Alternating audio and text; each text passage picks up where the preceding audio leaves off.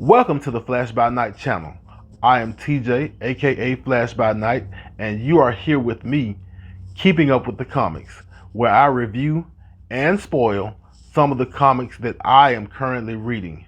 And the comic we are keeping up with today is Future State Teen Titans #1 by Tim Sheridan, with art by Rafa Sandoval and this nice Delato Wonder Woman 84 variant.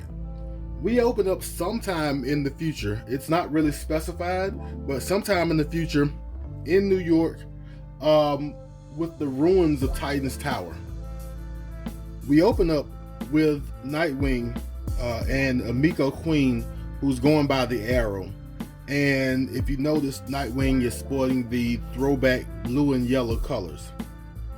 As we go through this book, you'll notice that Dick Grayson, Nightwing, is a little cynical, a little worse for wear. You can tell that the war they've been through has taken a toll on them.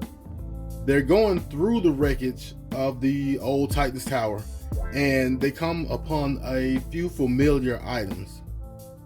One of the items they found in the wreckage you'll also see in this flashback, which is the Red X mask, which looks really important to Nightwing. Another item they find is the H-dial, which is what they've been looking for.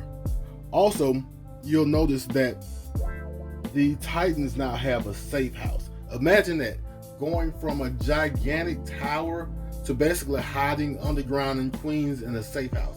Then we're treated to a flashback between Cyborg and Beast Boy, where they're teaching a bunch of young heroes at the Teen Titans Academy. On a personal note, this book serves two purposes to me.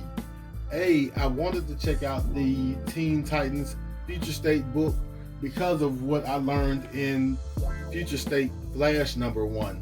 If you'd like to check out my video and go back and see what happens in Future State Flash #1, you can see where it relates to the Future State Teen Titans book. But also, I have not read Teen Titans before, so not only am I reading the Future State book, but I am, or may be, learning about the Teen Titans for the first time through this book. So as Nightwing and the Arrow are heading back to the safe house, they're communicating with Starfire and letting her know that they found the H-dial, but there's a little bit of confusion as to the path forward for our Titans. Meanwhile, Starfire is with looks like what's left of the Titans, some older, some newer. I assume that some of these are the survivors of the Teen Titans Academy, and they are again making their way forward, making plans, but you can also sense the tension between Starfire and Nightwing, and I'm interested to find out where this tension started and if they're going to cover that in this book. We are also treated to a scene of Raven basically saving a couple of our Titans. One I can make out and one I can't, but it looks like a version of Deathstroke fighting this four-headed monster. I am not sure if this is a new creature, a new villain, or if this is something from Raven's past or one of Raven's rogues, so to speak. As I said, I'm not wholly familiar with the Teen Titans, so it's kind of fun exploring what goes on and who is who in this book.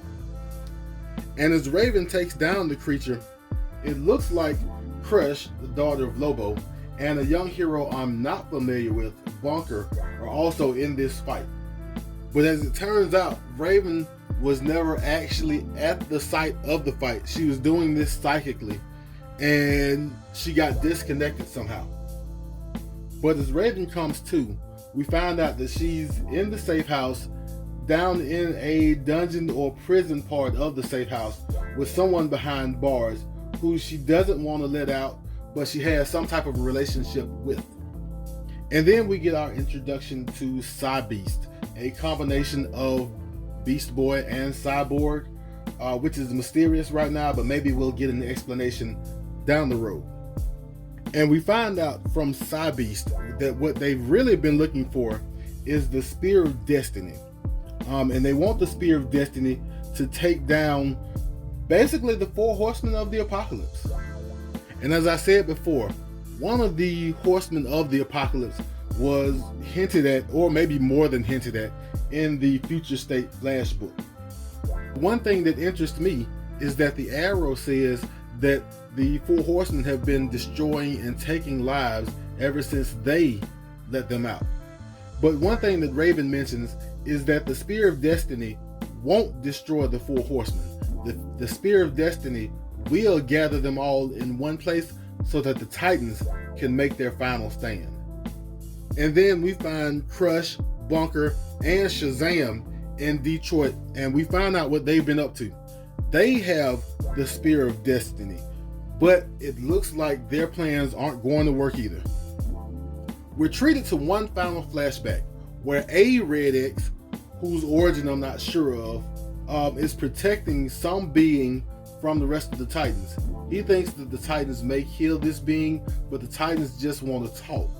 But as the Titans get too close, the being destroys Montez, who has the H-Dial, and Donald Troy. As we get back to present day, we have Nightwing talking to the mysterious person behind the bars, and he is ready to help this person get redemption and also get redemption for himself and end this conflict. So we get the reveal of Red X and Nightwing donning the Deathstroke costume. And that was Future State Teen Titans #1. I enjoyed some of the characters and their relationships in this book. I especially enjoyed the relationship between the Arrow and Cybeast, and I'm curious about what relationship the Arrow and Wallace West had before the fall of the Teen Titans Academy. I'm also curious about the Four Horsemen of the Apocalypse and where they came from and what their origin is. We've seen one in the Future State Flash book, which is what prompted me to buy this book, but I wonder where the other three come from. I'm kind of excited about the rest of this story. I didn't think I would be, but I am, so I'm definitely picking up issue 2. And that was Keeping Up with the Comics. I hope you enjoyed yourself. If you did, hit the like button.